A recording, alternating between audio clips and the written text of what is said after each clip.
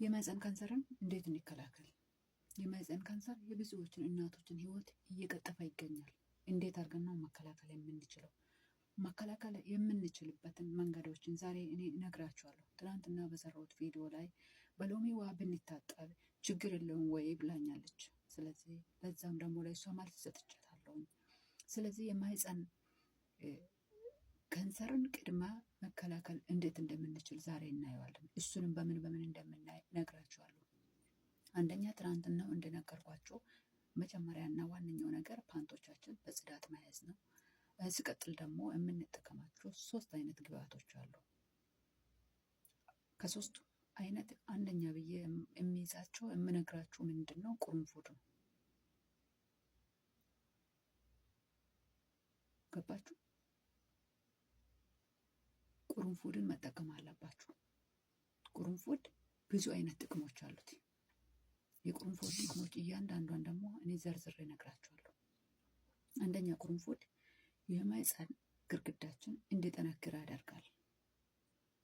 ቁርንፉድ የማህፀን ግድግዳችን እንዲጠነክር ያደርጋል። ባክቴሪያ የመግደል ኃይል አለው፣ ይገላል። ባክቴሪያዎችን ይገላል። ጥሩ ጠረን፣ ጥሩ ሽታ እንዲኖረን ያደርጋል።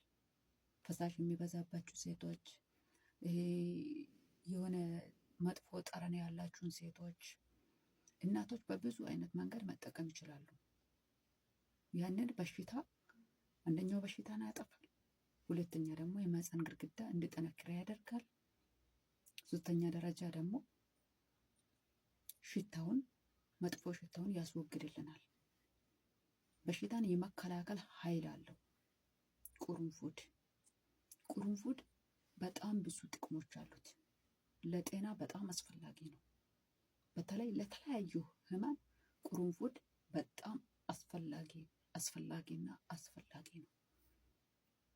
ስለዚህ ቁርንፉድን በመጠቀም የማህፀናችን ካንሰር ቅድመ መከላከል እንችላለን። ኢንፌክሽን ያጠፋል። ቁርንፉድን በመጠቀም ኢንፌክሽን ያጠፋል። ኢንፌክሽን እንዴት ነው የሚያጠፋው? ቁርንፉድን እናፈላለን። ስለዚህ ቁርንፉድን አፍልተን ያፈለነው ውሃ ላይ እንቀመጣለን። ቁርንፉድን እናፈላለን። ግማሽ ሎሚ ውሃ እንጨምቅበታለን ውስጡ ላይ። ከዛ ጨው እናረጋለን። ቁጭ እንላለን። ገባችሁ? ቁጭ ብለን ስንታጠን የቁርንፉዱ ውሃ እንፋሎቱ ወደ ማህፀናችን ይገባል። ላብ ያልበናል። ከሱ በሚወጣ ውሃ ማህፀናችን ውስጥ ያለው ባክቴሪያ ይሞታል። ገባችሁ? ባክቴሪያው ይሞታል። ስለዚህ መጥፎ ሽታውም ደግሞ በዛው ይጠፋል። ሎሚ ደግሞ ሽታ እንዲጠፋው ያደርጋል። ገባችሁ? ሎሚ ሽታ እንዲጠፋው ያደርጋል፣ ይረዳል ማለት ነው። በዛ ላይ ደግሞ ጥሩ ጠረን እንዲኖራችሁ ያደርጋል። የሎሚ ውሃ አትፍሩ። በሎሚ ውሃ ታጥባችሁ፣ በሎሚ ውሃ ብቻ አይደለም የምትታጠቡት፣ በተዘፈዘፋችሁት ውሃ ሲቀዘቅዝ ነው የምትታጠቡት። ታጥባችሁ በዛ ውሃ እናንተ ታጥባችሁ በንጹህ ውሃ መለቅለቅ አለባችሁ። ገባችሁ? በንጹህ ውሃ ቦታውን ማለቅለቅ አለባችሁ። እንደዚህ ያደረጋችሁ ለ7 ቀናት ትቆዩታላችሁ። ለ7 ቀን ትቆያላችሁ። ለ7 ቀን ቆይታችሁ ከዛ በ15 ቀን አንዴ፣ በወር አንዴ፣ በ2 ወር አንዴ እያደረጋችሁ የማህፀኑን ቅድመ ካንሰር መከላከል ትችላላችሁ። በዚህ የመጀመሪያ የማህፀን ካንሰር መከላከል እንችላለን። ሁለተኛ ደግሞ የማህፀን ካንሰር እንዴት ነው መከላከል የምንችለው? አላስፈላጊ የሆነ ንክኪዎችን ማስቆም አለብን። ዘመን አመጣሽ የተባለው ነገሮች በዚህ ሰዓት ላይ ብዙ ችግር አለ። በእጅ መንካካት አለ፣ የሆነ ነገር መንካካት አለ። ያንን ነገር ኢቭን እንኳን ግንኙነት በሚደረግበት ሰዓት በእጅ መንካት በፍጹም የለበትም። ያ ቦታ በእጅ በፍጹም መነካት የሌለበት ነገር ነው። ምክንያቱም እጅ ብዙ ነገር ይይዛል። ብዙ ባክቴሪያዎችን ጣቶቻችን የምናየው ብዙ ባክቴሪያ ይይዛል። ስለዚህ ወደዛ ጉዳይ ከመግባቱ በፊት ሰው ልጅ ካልታጠበ እጁን በደንብ በሳሙና ካልታጠበ በእጅ በፍጹም መንካት የለበትም። እውነቴን ነው የምላችሁ፣ በእጅ በፍጹም መንካት የለበትም። ምክንያቱም እጅ ብዙ ነገር ይነካኳል። ኢቭን እንኳን እዛ ደረጃ እስክደረስ ድረስ ራሱ ልብስ ይነካል፣ የሆነ እቃ ይነካል፣ ብርድ ልብስ ይነካል፣ የተለያዩ ነገር ይነካል። ያንን እጅ ደግሞ ወስዶ እዛ አካል ላይ ሲያሳርፈው እጁ ላይ የነበረው ባክቴሪያ በሙሉ ወደ ማህፀናችን ገባ ማለት ነው። ሁለተኛ ደግሞ የወር አበባ ጊዜ ሲመጣ ልክ እንደሞላው መቀየር አለብን።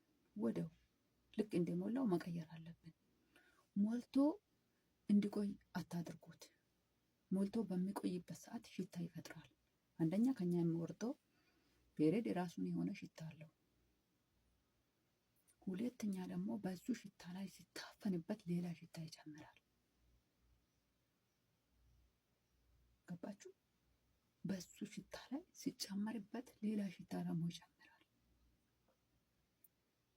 ስለዚህ ቶሎ ቶሎ መቀየር አለብን። በተለይ ደግሞ ፀሐይ ላይ የምንውሉ ሰዎች ልንሆን እንችላለን። ቁጭ ብለን የምንውሉ ሰዎች ሊሆን እንችላለን።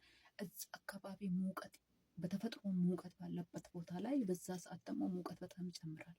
ያ ሙቀት ደግሞ ምን ያደርገዋል? ላባ ያልብንና በአካባቢው ላይ ሽፍታ እንዲወጣ ያደርጋል። ገባችሁ?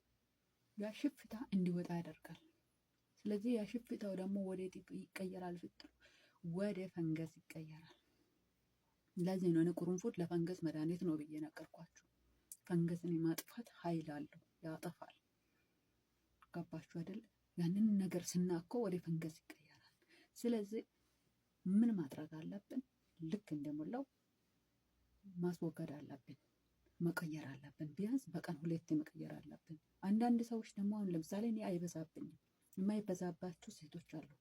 በሱ ላ ማደር የለባትም ስላልሞላ። ልክ እሱ ራሱ የምንጠቀማቸው የንጽህና መጠበቂያ ራሱ የራሱን የሆነ ሽታ አለው። ማህፀን ምንም አይነት ሽታ አያስፈልገውም። ይህን እኔ ሲጠቀም ራሱ ፓንት ላይ አድርጎና በሙቅ ውሃ ላይ በእንፋሎቱ ትንሽ እንፋሎቱን አስወስደዋለሁ። ምክንያቱም በሱ ላይ ያለው ብናኝ በሙሉ ይጠፋል። እሱንም ደግሞ ቪዲዮ እየሰራሁኝ በቀጣይ ቪዲዮ እግዚአብሔር ከረዳኝ እሰራለሁኝ እና በፓርት እኔ ከደረስኩበት ከዳንኩበት እናንተ የማትድኑበት ምንም ችግር አለው። ሌላዋ ከዳነችበት እናንተ የማትድኑበት ምንም ችግር የለውም። ምክንያቱም በዚህ ሰዓት ደግሞ ብዙ እህቶች በሱ ተጠቂ ነን፣ በጣም ብዙ እህቶች ማለት ነው። እና ያንን ወዲያው መቀየር አለብን በወር አበባ ሰዓት ማለት ነው። ስለዚህ እሱን በመቀየር መከላከል እንችላለን ማለት ነው። ስለዚህ በቀላሉ መከላከል እንችላለን። ሲቀጥል ደግሞ የሆነ ስሜት ከተሰማን ራሱ ወደ ሐኪም ቤት መሄድ አለብን በፍጥነት። መታገስ የለብንም። እና አንድ እህቴ ምን አለችን፣ በስልክ ደውላ ታውቀኝ ነበር እና ስለዚህ ጉዳይ እንደምታስተምረኝና ቪዲዮሽን ማታ አይቻለሁኝ። እባክሽ እኔ የሆነ ነገር ውስጥ ነኝ ያለሁት እና ውስጡ የቆሰለ አይነት ነገር እየተሰማኝ ነው አለችን። ስለዚህ እንደዚህ አይነት ነገር ከተሰማችሁ ቶሎ ብላችሁ ወደ ሐኪም ቤት መሄድ አለባችሁ። እንደዚህ አይነት ነገር ከተሰማችሁ ቶሎ ብላችሁ ወደ ሐኪም ቤት መሄድ አለባችሁ። ቀጣይ ቪዲዮ ደግሞ የምትፈልጉትን ነገር ጠይቁኝ፣ እኔም ደግሞ እነግራችኋለሁ። ስለዚህ ዛሬ በዚሁ እናበቃለን። ጨውና ቁርንፉድ፣ ሎሚ በመጠቀም የማህፀን በር ካንሰርን መከላከል እንችላለን። እና ውዶችዬ ላይክ፣ ሼር፣ ሰብስክራይብ እንደምታደርጉልኝ ደግሞ እተማመንባችኋለሁ እና አበረታቱኝ። እንድታበረታቱኝ ደግሞ ፈልጋለሁኝ። ቀጣይ ደግሞ በፓርት 2 ዛሬ ሰርቻለሁኝ። በፓርት 3 እግዚአብሔር ከረዳኝ በተሻለ ጥናት በእናንተ ፊት ይቀርባለሁኝ።